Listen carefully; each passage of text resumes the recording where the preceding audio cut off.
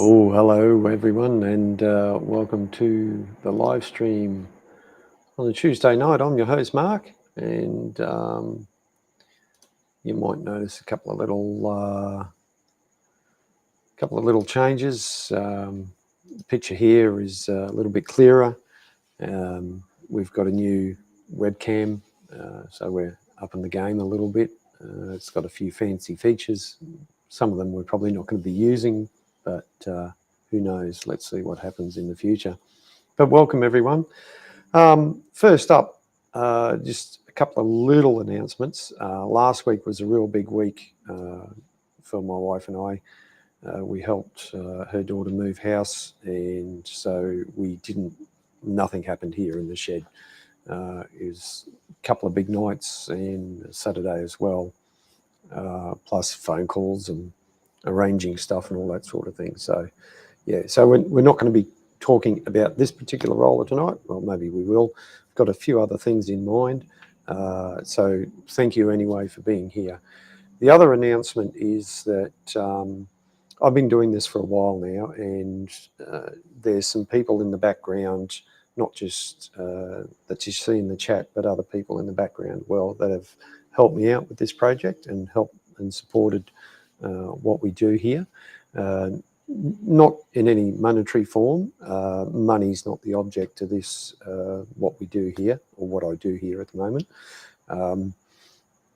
I've seen other people go down that path, and kudos to them who do that. It doesn't always work out for them, and at this stage, I'm not planning on doing anything like that.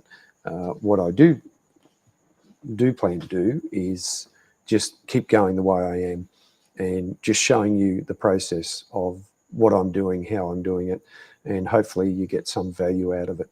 If it helps you in some way, I'm absolutely overjoyed. And there's a great community out there of people who do this sort of thing in terms of machining, restoring, not just steamrollers or steam equipment, but other vintage vehicles, internal combustion engine stuff. You know, it's fantastic. It's great. So in saying that, we're just going to keep going the way I am. Make a few little changes, maybe get another webcam. For instance, if I just to give you an example, this one here, which is the old one that used to be in front of me here, as you can see, it can't handle the flickering of the LED lights. It struggles with that. But the new one here doesn't have a problem. It's modern technology. It's right up there. And as you can see, it just moves things around depending on where I am. So that's sort of what's happening with the shed. The other thing is the little compressor that I was fixing up with the neighbour. I did do a video about that a while back, and he came over. I got it sorted out. I videoed a few things, and he came over one afternoon. I showed him what we'd done. We found a little problem. We fixed it up with his help on the spot, and he was happy with that and took it home with him. So I didn't actually get to do a finished video. That's a little bit annoying. I'll have to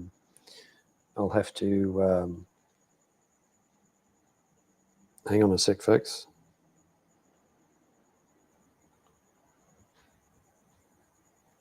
Sorry about that. So yeah, so the little air compressor that was on the bench, it's all fixed up. The neighbour's gone away. Hopefully it's working out for him.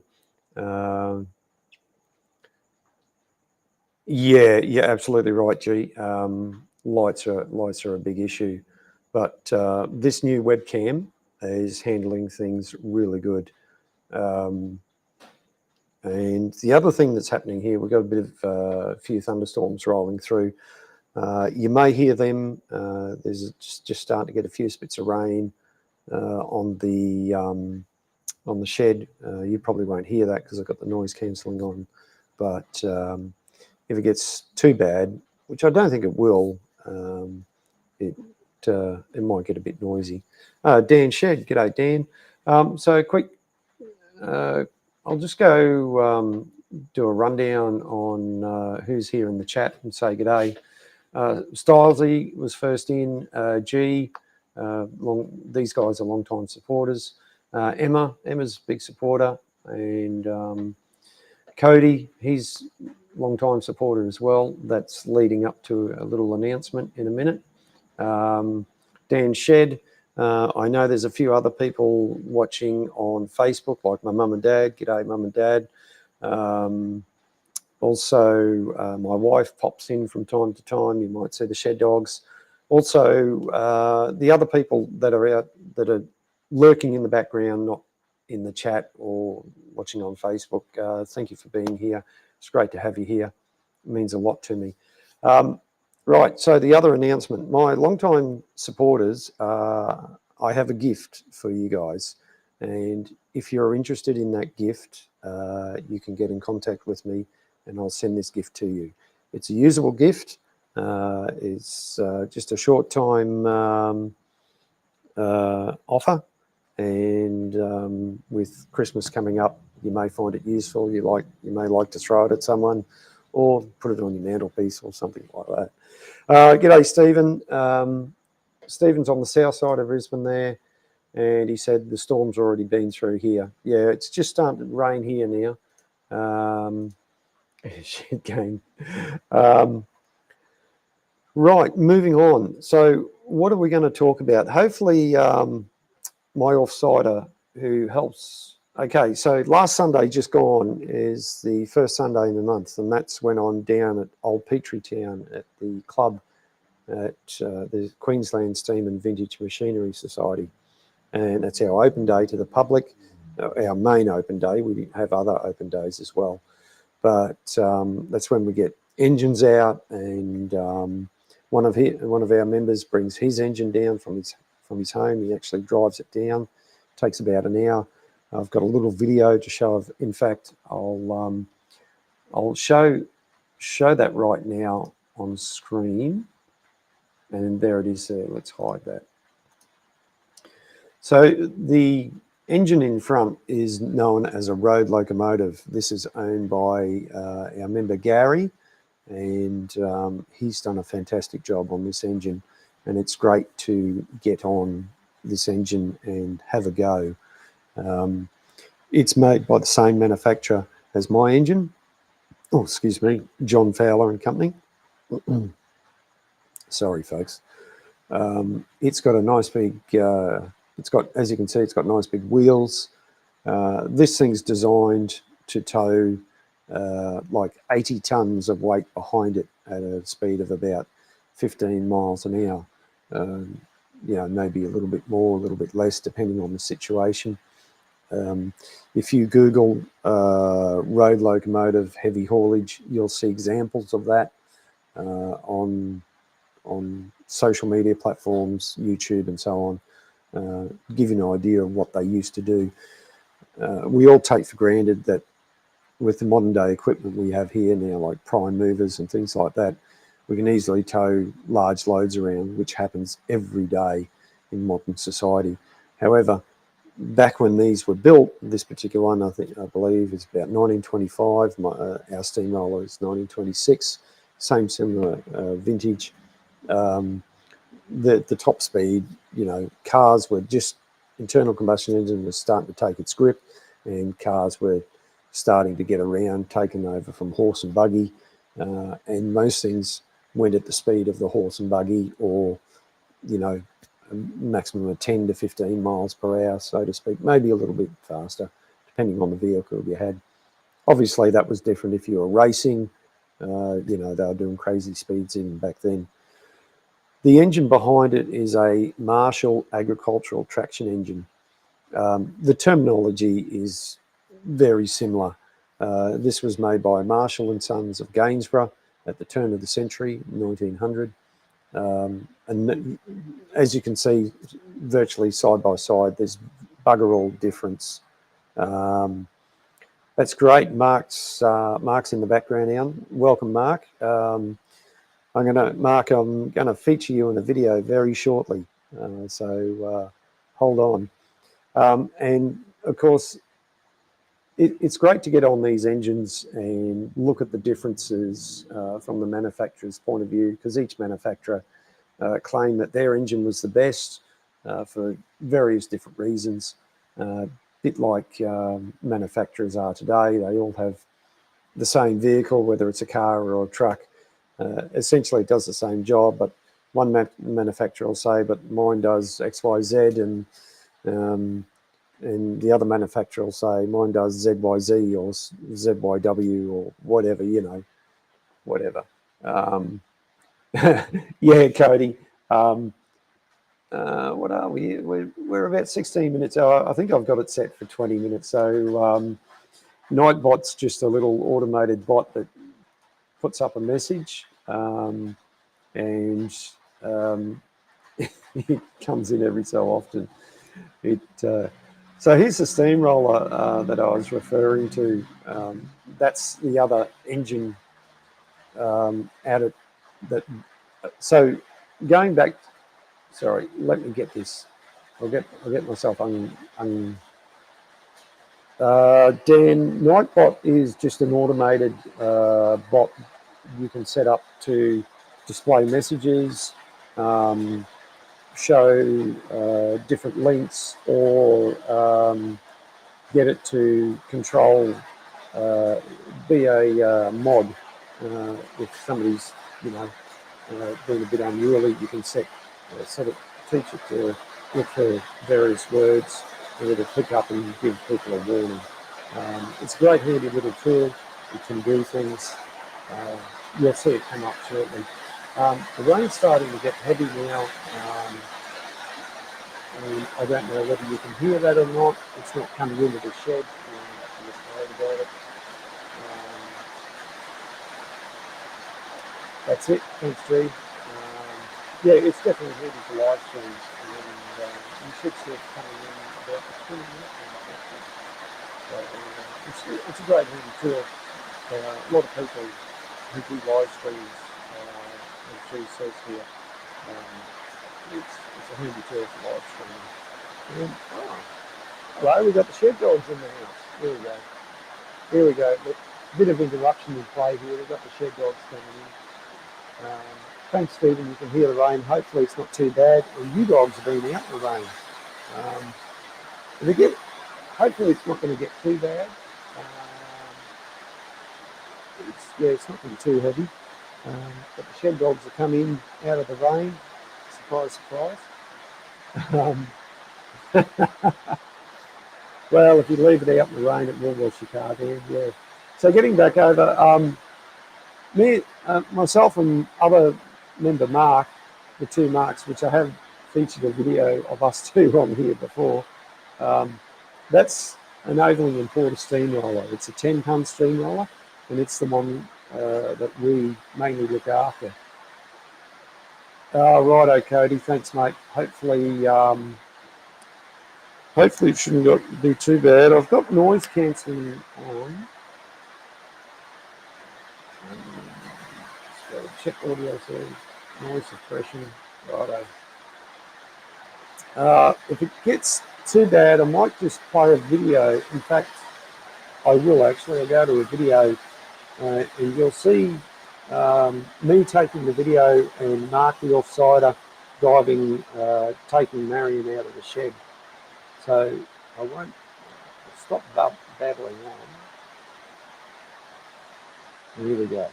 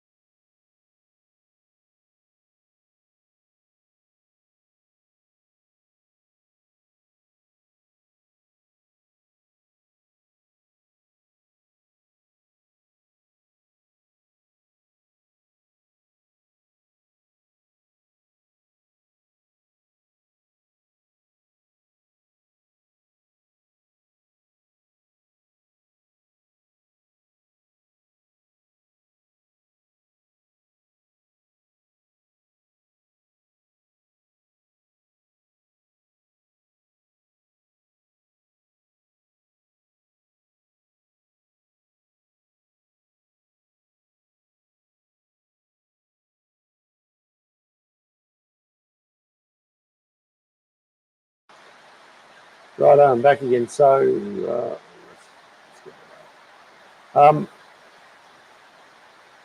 right, shed dogs are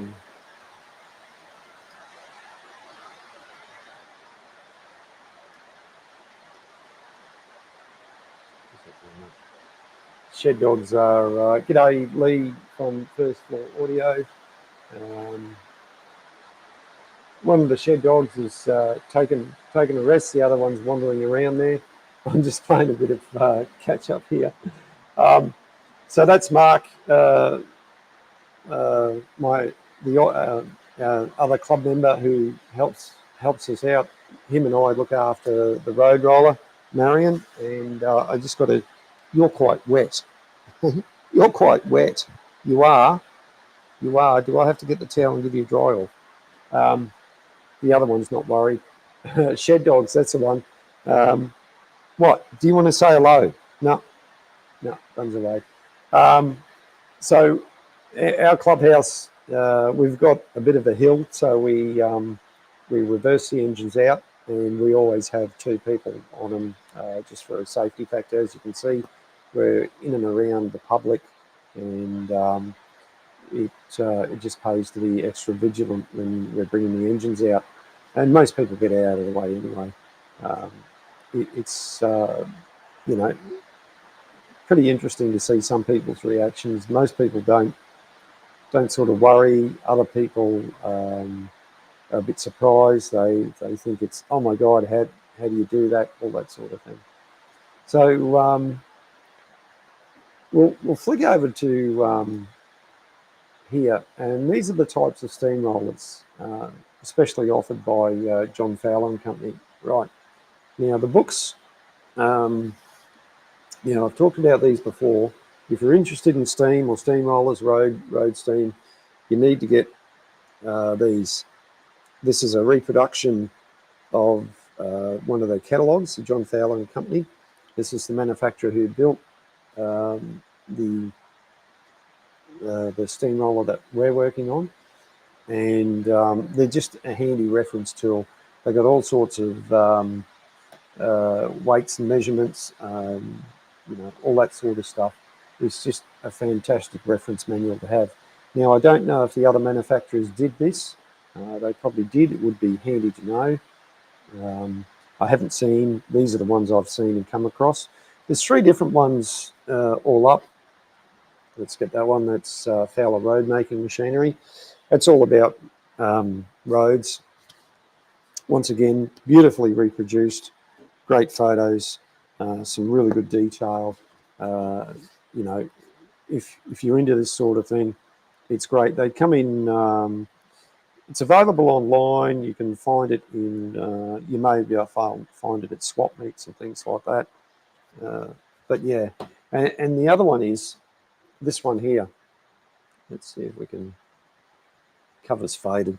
This is a collection of three sort of owner's manuals, and all bound together in one little book. That once again, this is a reproduction.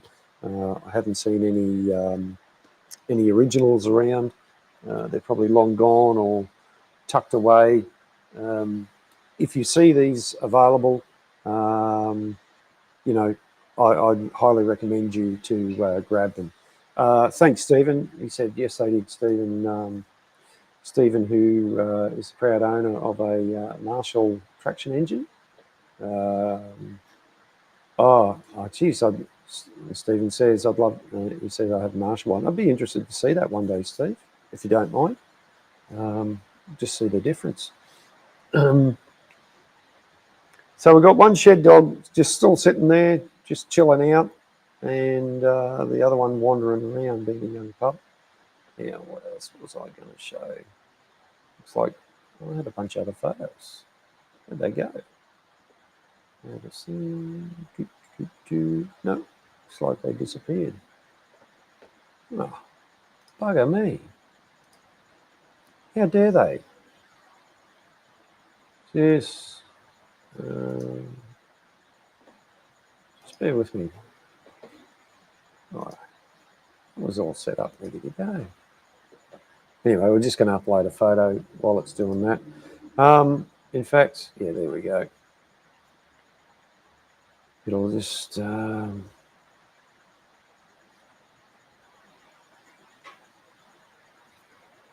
this is out of the catalogue again. This just shows you Fowler compound steamroller. Now, the terminology may be a little bit confusing to some people. Some of the people in the chat here are not familiar with what others like us do, myself, Stephen, Mark, and a few others. A compound steamroller is just another way of getting more work out of the steam. Instead of being used once and then exhausted, it's actually used twice. And they do write about it in the catalogues to say that you get a 30%, or 25%, 30% increase in travelling further, steaming better, that sort of thing. But however, back in the day, these things didn't go fast in the first place. They were designed to do the job, and that was to roll the road. And that's what a lot of these roads were built on. They don't, back in the day, they probably did maybe 1 or 2 miles at the most, if that. Distance-wise, it may have been further, but physical distance may have been 1 or 2 miles, maybe 5 miles at the most, sort of thing.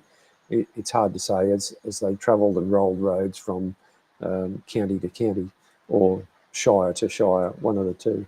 But generally speaking, this is how they were marketed, and that's what you see there. That side view is practically what my steamroller will look like in the first place, which I did feature in the countdown. Oh no! So let's get rid of. Let's get something else up now. The other.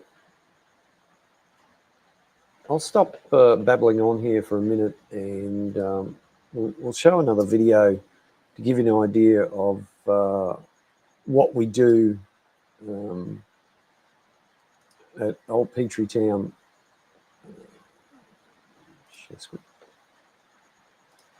Now, most of you have seen it. Some of you haven't been there.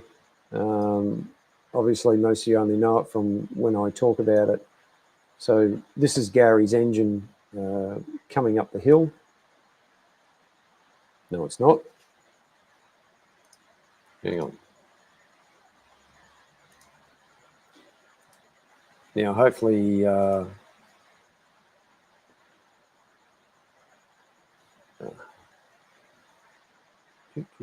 we go.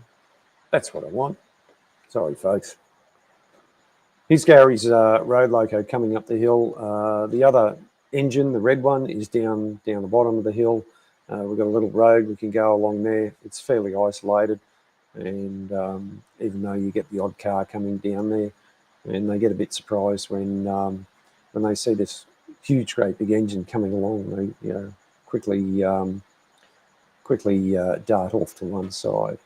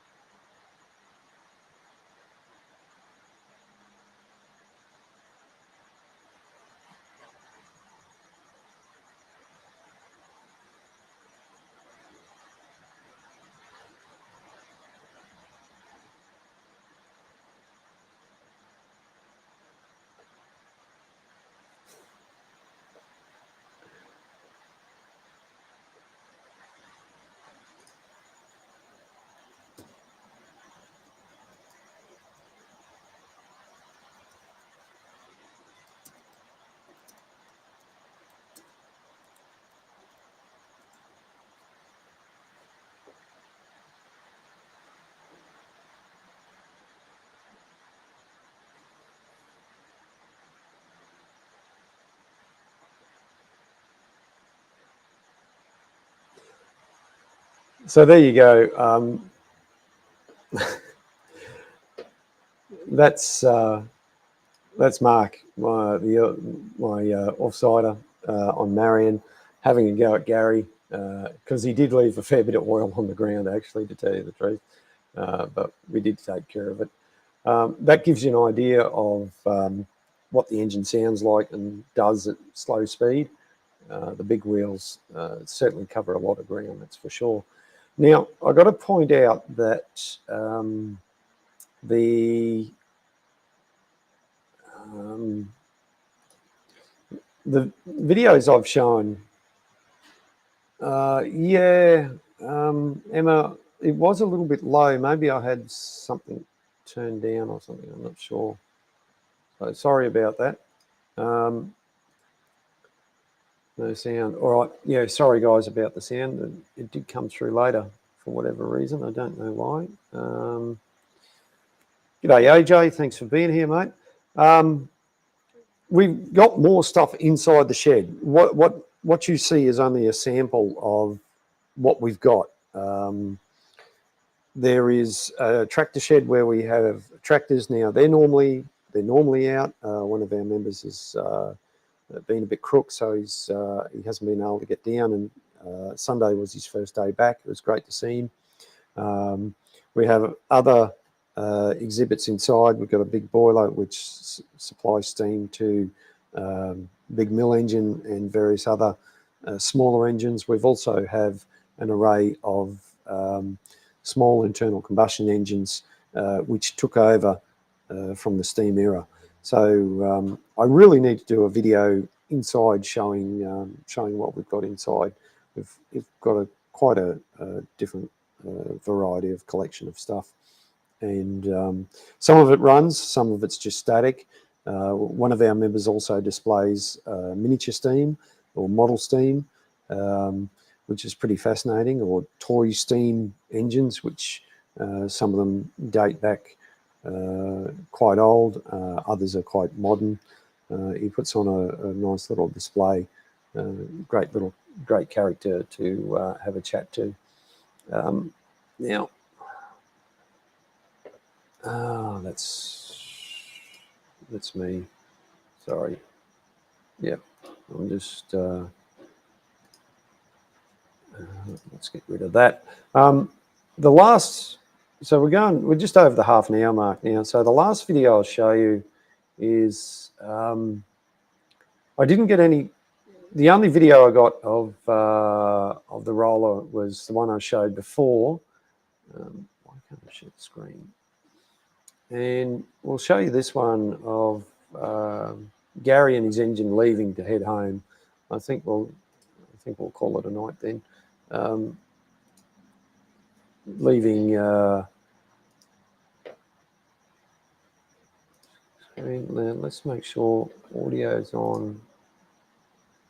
Let's get this all ready to go. Be a good presenter, which I'm not. And make sure we've got video, that's audio's on, all that sort of stuff. Yeah, Shed Dog 2 made a passing. So this is Gary. He's come out of the shed. He went into the shed and oiled up. I steered the engine into the shed. It's quite good to drive, good to steer. So Gary and Bernard are heading off back to Gary's home, which is about an hour away by engine, and you'll see it leaving here.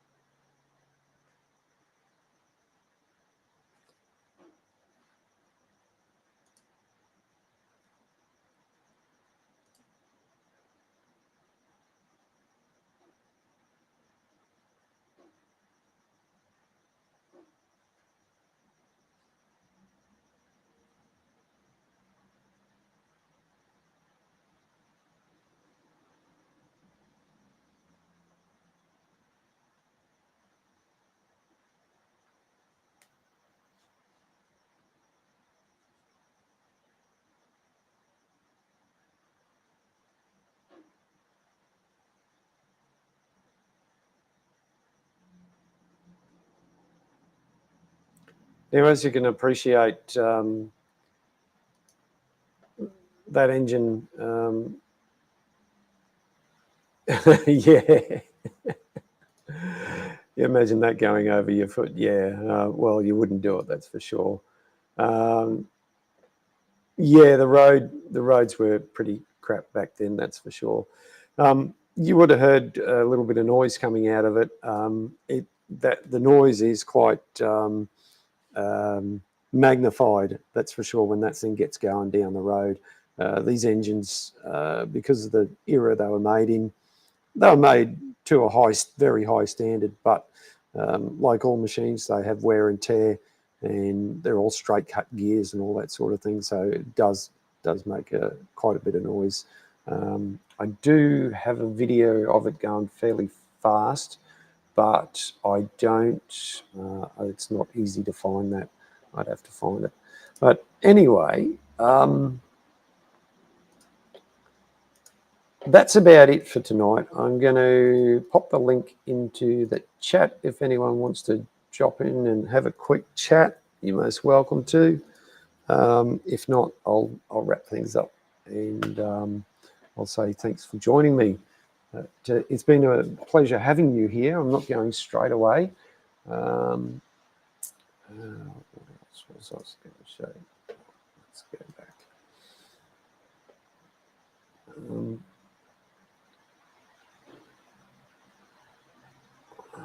Yeah, no, I'm just out of ideas. Coming up tomorrow night, hopefully, Emma's Small Room Machine Shop. Yes, that's it. Known as the Fowler rattle, that noise. It's very distinctive and can be heard a long way.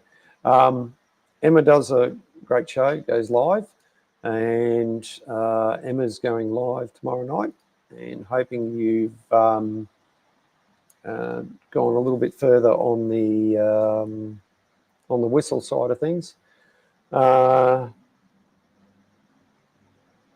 Right, Adrian, g'day, Adrian. Thanks for being here, mate. Appreciate the question. So Adrian's got himself a drag line. Adrian, if you want to drop a link to your channel in the chat, you're most welcome to. If people like to go and see your drag line in action.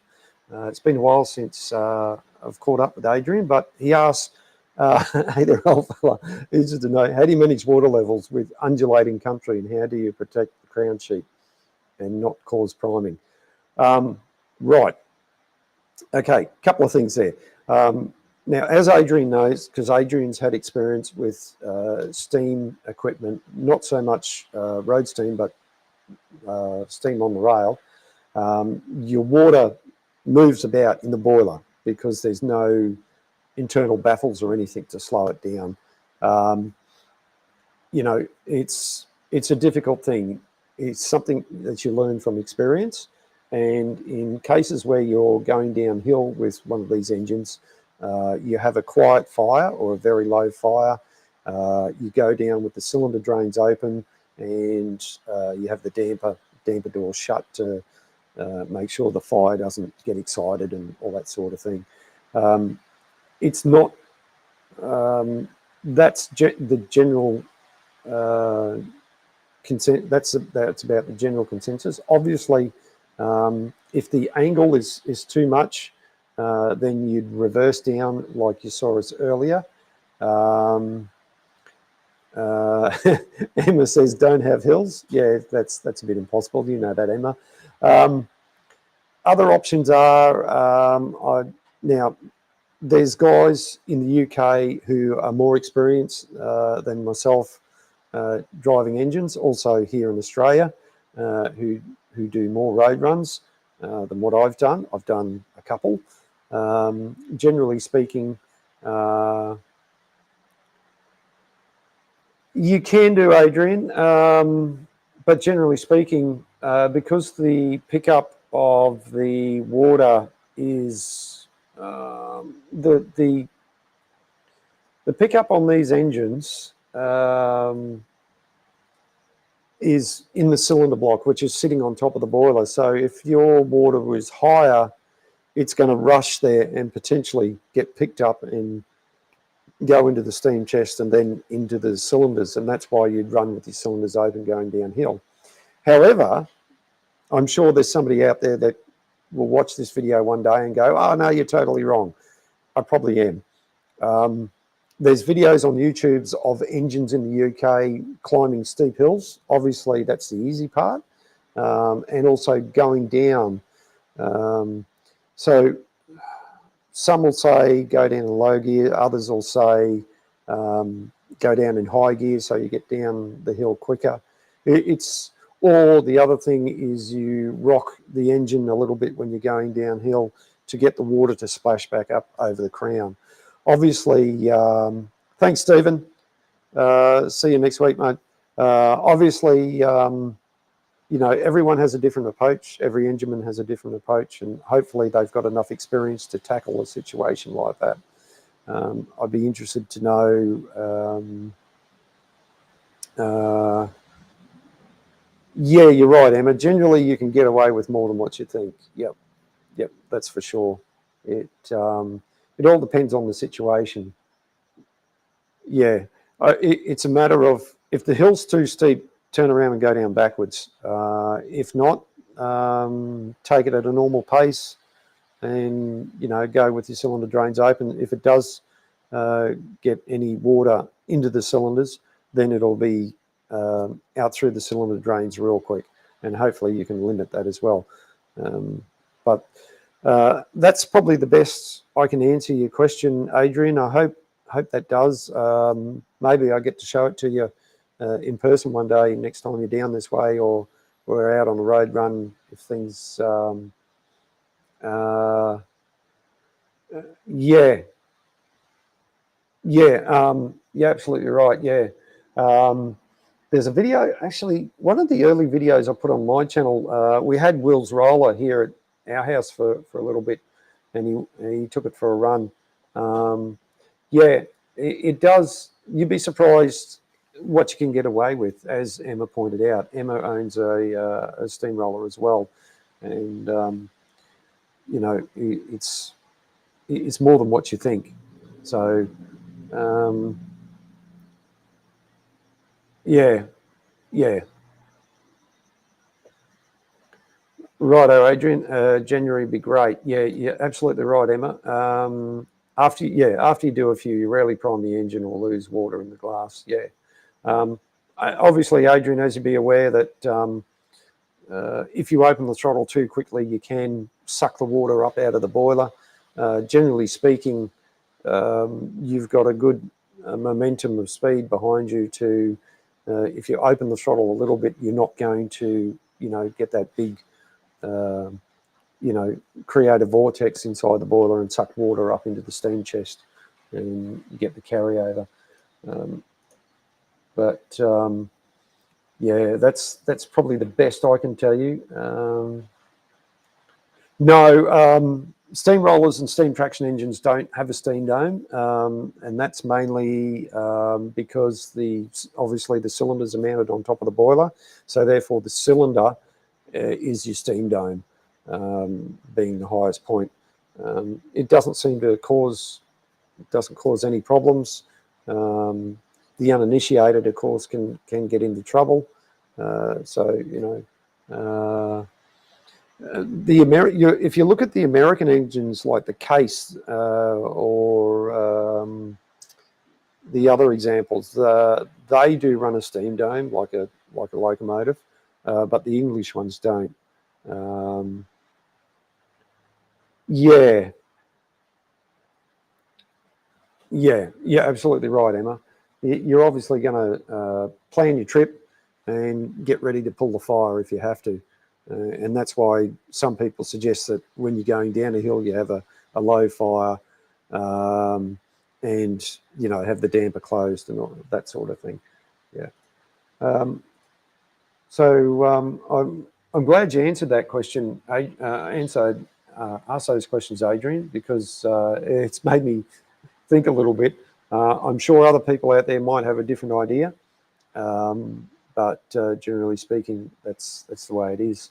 But yeah, happy to answer any questions that anybody has about the engines and what we do, how we do it, why we do it, all that sort of thing. And so, yeah, not always, AJ. Not always. There's people out there with a lot more knowledge than me, a lot more experience. I try and share what I learn, and I'm also open to learning new ways and new techniques. But thanks for the compliment. Anyway, guys, I think we'll leave it at that. It's getting on a bit for some people in the southern states. I'd just like to thank everyone for joining tonight. It's been a little bit of a different one. Next week we'll have another update on the roller, different aspects, different sort of progress, hopefully, to report. Thanks again for joining in, and we'll go out with the usual outro of the